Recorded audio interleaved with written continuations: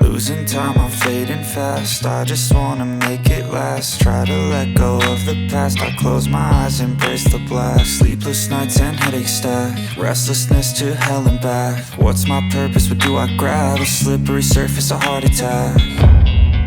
And sometimes you just gotta believe there's something. Hello and welcome to True Crime Rocket Science. One of the most persistent myths surrounding the Watts case is the allegation, the false accusation, the claim that Watts's mistress was involved.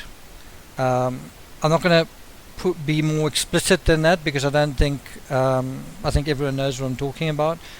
It's the claim that you see all over the place in all sorts of comments that Nikki was there, exclamation point. Well, no, she wasn't. And it seems the same group of people who see the children conjured back into life by a little line on the driveway also seem to believe that a shape in the leaves means that this and that and the next thing. I'm not going to deal with any of that stuff. People are welcome to sort of conjure what they want to. What I'm going to deal with is a few logical arguments and a few sensible thought experiments. And all we're going to do is we're going to take the theory and we're going to anchor it in reality and in the forensic facts. And then we're going to take it a bit further and then just see where it goes. We're going to do this with two aspects. Firstly, we're going to explain why it's not the case, and then we're going to explain why, if it was the case, it wouldn't make any sense. Okay, so to begin with, there's a very obvious reason why Nichol Kessinger wasn't at the Watts home. Well, it's because she was engaged in a 111-minute conversation from 9 p.m. to 11 p.m., right? And again, I'm sure that a lot of people will believe whatever they believe. You know, you can put information in front of them and they'll say, well, I don't believe it. This is for those who want to think about it and want to sort of anchor this in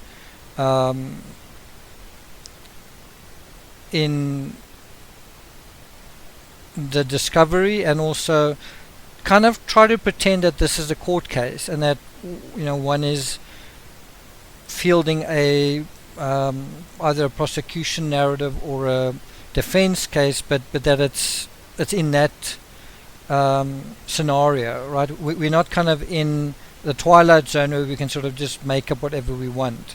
Obviously social media is the twilight zone, but let's just pretend that we're going to be quite serious about what we're talking about here. I realize this whole subject is a bit laughable, but let's just take it further and just and get on with debunking it. So what we know for a fact is that Shanann's flight was due to land in Colorado. The original time it was supposed to land was 11 p.m., around about 11 p.m. on Sunday night. That's something Shanann anticipated. It is something Nicole Atkinson thought was going to happen, and it's something that Chris Watts thought was going to happen. Until the flight delay, even one could anticipate that Nichol Kessinger thought that Shanann was due home that night. So in a scenario where she was supposed to be involved, shouldn't she have been at the home earlier or something like that? I mean, why would she be on the phone for an hour and 51 minutes? Why would that be the case? Because one must bear in mind that Nichol Kessinger actively deleted her messages, her phone numbers, all the contact details between herself and Watts. Now, why on earth would you sort of create this huge mountain of evidence in terms of this really, really long call on the night of the murders if you are going to be involved in them? Why set yourself up like that, right? The other aspect is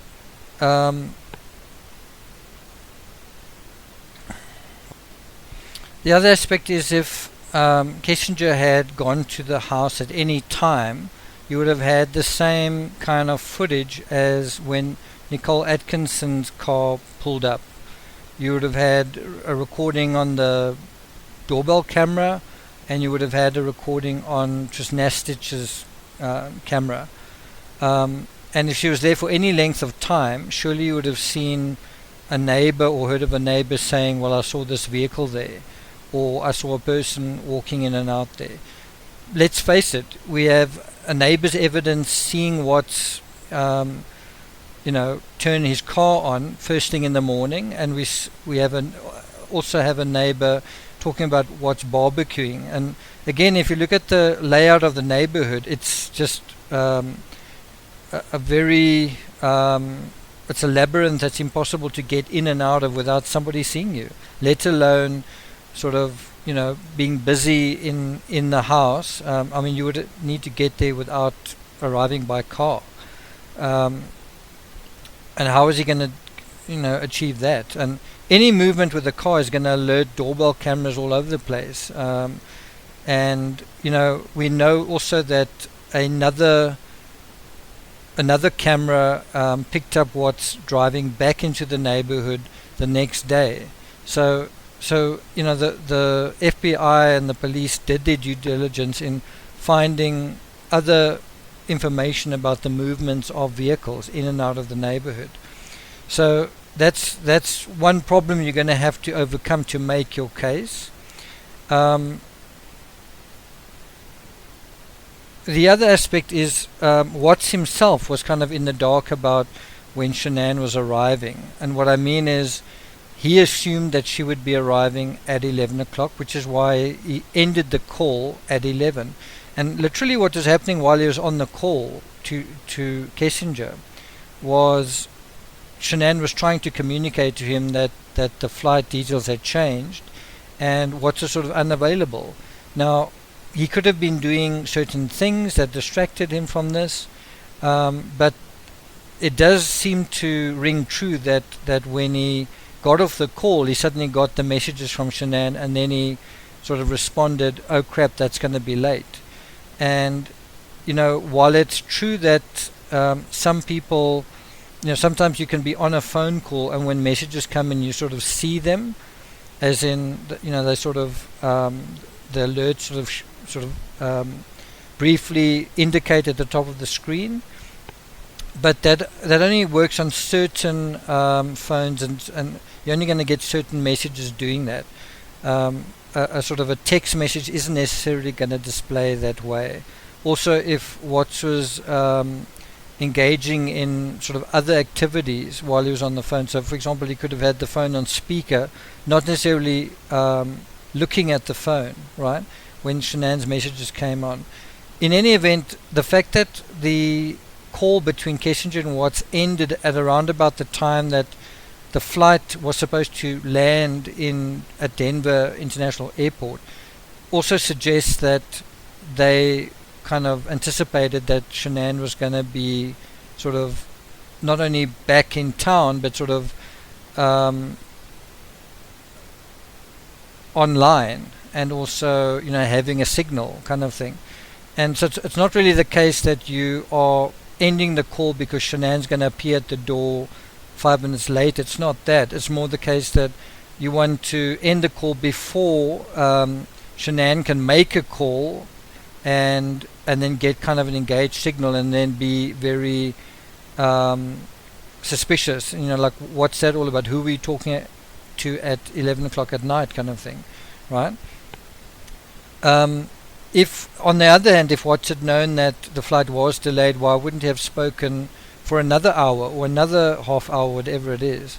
So So that's a hurdle that anyone trying to make this argument is going to have to overcome, and it doesn't really work. There's also a logic failure in the other side of it, which is if you're making the case that Kessinger was there, right? Then I don't know what people are saying, but I guess their theory is that Kessinger was desperate to what's the word? Make everything happen, and so she was totally on board with Watts, and that was like this huge conspiracy.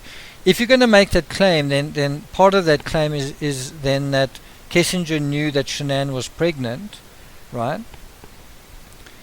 And she wanted to be in a relationship anyway, and she was willing to commit a crime to stay in a relationship with him. That's a stretch. That's a stretch to say this woman who's unattached, who's sort of on eHarmony, kind of dating other guys, who sends a message on August 12th to her friend Charlotte saying, "I'm still not sure about this guy. I haven't made up my mind about him." That she would then commit to such a huge commitment. What do you want to call it? Being committed to being in cahoots with a triple murder. That's a heck of an investment in a relationship. And if you're going to argue that Watts was crazy to think he was going to get away with it, anyone participating with him would be even crazier. I mean, someone being in a relationship with him thinking that it's gonna, that this is going to lead to a relationship, that's crazy. That's absolutely crazy. So, I think a lot of the people that sort of keep repeating this, I think a lot of them are mischievous in terms of they are trying to create a narrative where there isn't one. They're trying to create hype and interest and hysteria and sensation and conversation where there shouldn't be, and they know it. But then I think you also get the dullards and the gullible people who sort of just keep their application of true crime, and their application of this case never goes beyond the surface level. So you sort of have an echo chamber where everyone simply just repeats the fact that they think Kessinger's involved, but no one takes it further and says, well, if she was involved, XYZ, right? The other aspect is the most obvious aspect in true crime and in this case, which is, did Kessinger have an alibi or not? And from what we know, she did have an alibi, and the alibi was her friend Jim. We know that when that Jim was around about that time, and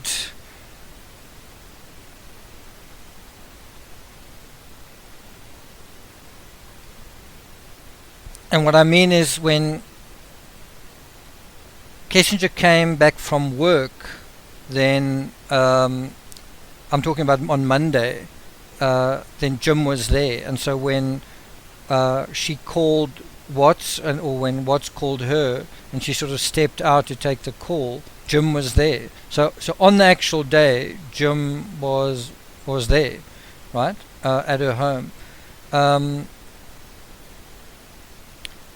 Probably the most crucial aspect of all this, again, is the deleting of the phone messages, and the big flag, the big fluttering flag that gives this away is Kessinger herself Googling or doing a online search on, how to delete your text messages, and how to, can these messages be retrieved on one's phone, right?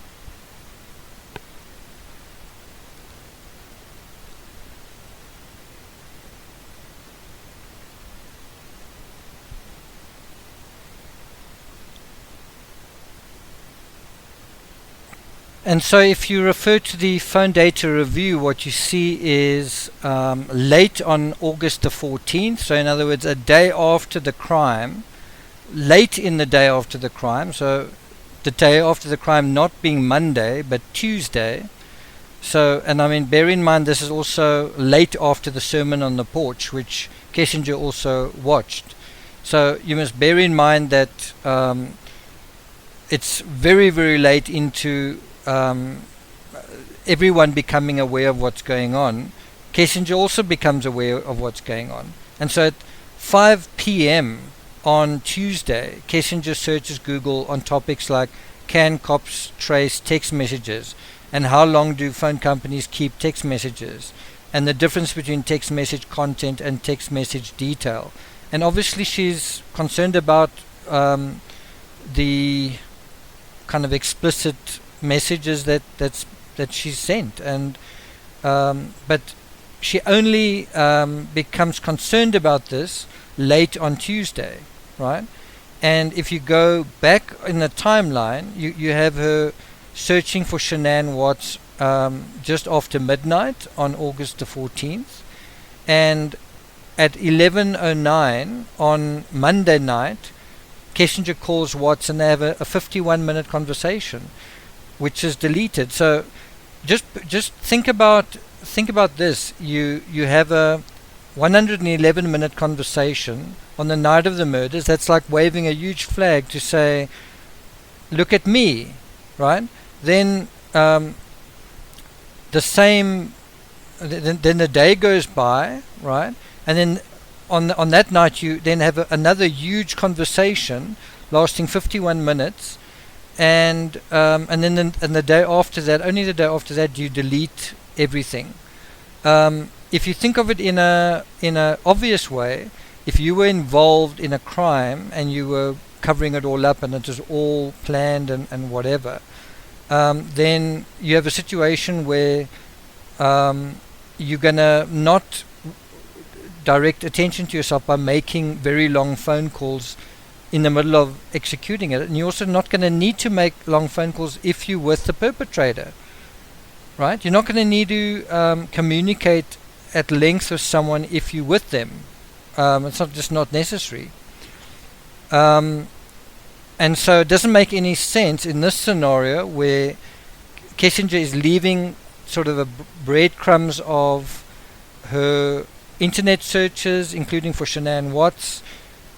She's leaving breadcrumbs of her calls with Watts, and then only to delete them at a very late stage. And she also tells Chris Watts, delete everything. And that's also important, is when he tells when she tells him that, and it's basically late on Tuesday when she kind of realizes things are really bad. She realizes that Shanann's pregnant, right? She realizes that in the media, and then she realizes, wow, he's been lying to me. And it's this lateness of the realization that does kind of ring true with Kessinger.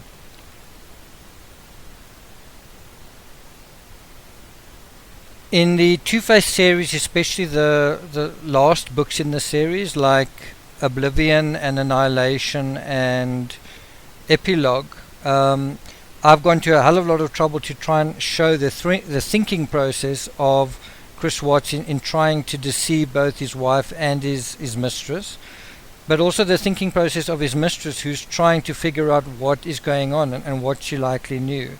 And you only get that when you systematically go through the phone data review, and then the actual content of the messages and the discovery and the various confessions, and then you've also got to come up with your own version of why there's this urgency from the one person to the other. In other words, Chris Watts, what's he trying to prevent? And he's trying to prevent the gender reveal from going ahead. There's one thing worse than the baby being allowed to be born. It's the fact that it's going to be announced and everyone's going to know about it, and that's kind of an issue. what's new at that point that Kessinger had told her friends about him, and so friends would have been curious and then try to find out about him, and it would be easiest just to go onto Shanann Watts' public Facebook page.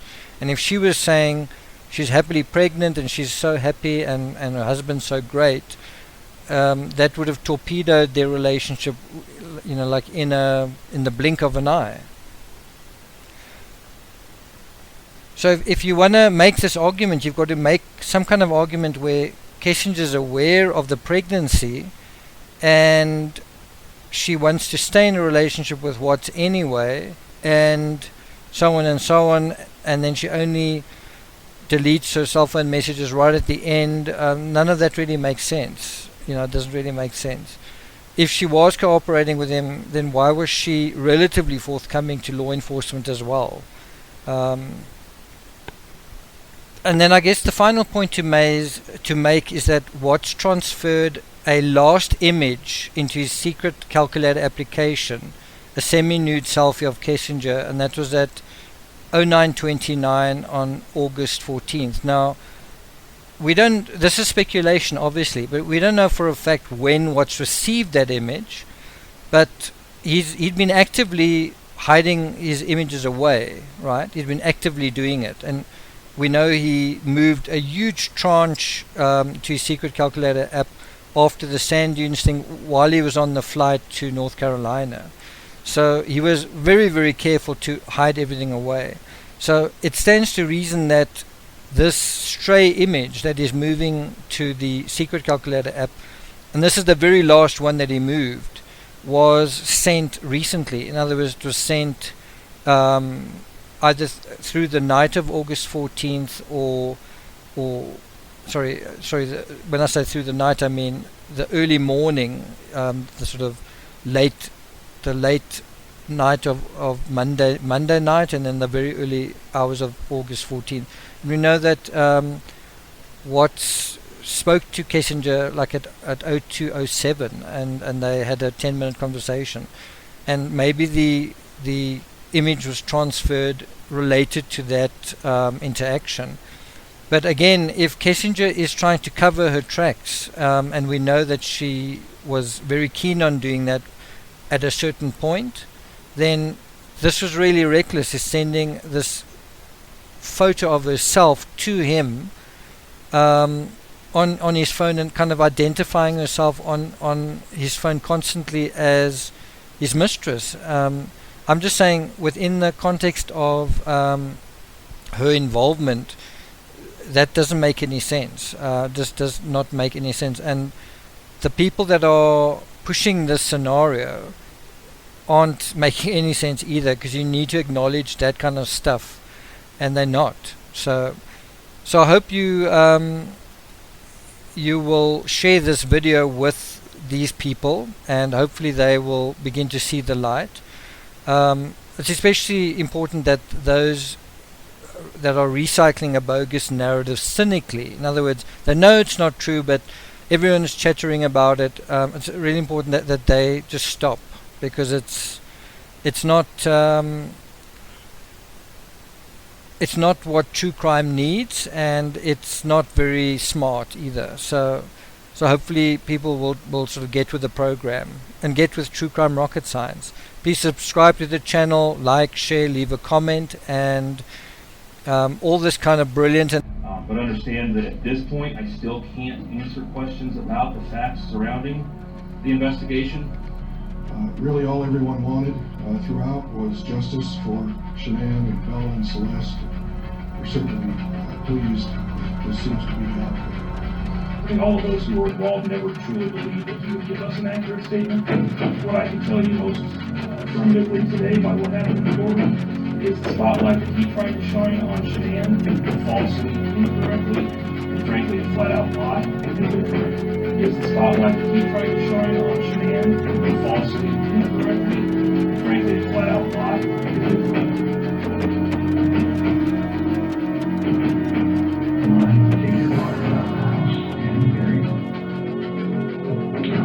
I didn't know what else to do. And he's so disgusting. I'm so ashamed of him. Why?